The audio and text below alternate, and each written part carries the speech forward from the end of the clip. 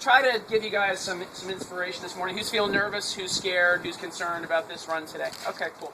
So I'll tell a personal story. So a few years ago, this was right in the midst of my running renaissance. This was after college. I actually didn't run at the collegiate level, which is one minor regret that I have. But at any rate, I fell into this running group, and there was this guy, John Casey. Has anybody heard of John Casey? The mighty John Casey? I wouldn't expect you to. He hasn't been running for a while. But at the time, he was someone that I held in high regard because he competed at the collegiate level. He ran some really, really fast times. I was in awe of John Casey. And we developed this really nice ass-kicking ritual where I would show up every week and he would just habitually destroy me. I try to hang with him for a few strides, a few minutes, a few miles, and then he'd just kind of toy with me and then just blow me away. That was the typical routine.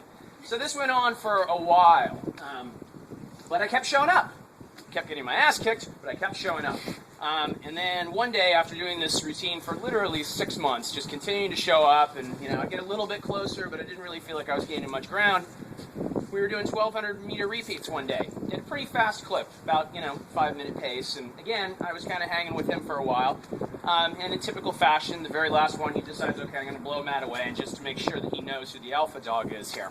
So he takes off like a rocket. He's about 100 meters in front of me. I'm like, okay, this is pretty much game over. I'd all but conceded this last one. And then the last lap, my coach at the time just said something real simple to me. He just said, go get him, Matt. And for whatever reason, this pushed all my buttons. And suddenly, this last 400 meters, I'm like, okay, I may lose in this endeavor, but I'm going to do everything I possibly can to track this guy down. I've been showing up for 6 months. And so I started to close on him. And the last 200 meters, I could see him coming closer and closer.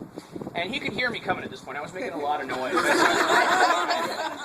But there was this great moment when we're coming around that last curve, and he can hear me, and he looks behind his shoulder in disbelief, which then turned into disgust because he realized I wasn't going to back off.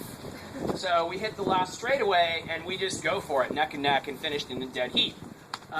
But it was a pivotal moment for me because I realized just by showing up on a regular basis, you can do some remarkable things. So all you guys are here. For those who didn't show up today, keep that in mind. Keep that in mind. Are they going to make it to the start line, to the finish line? I don't know. I hope so.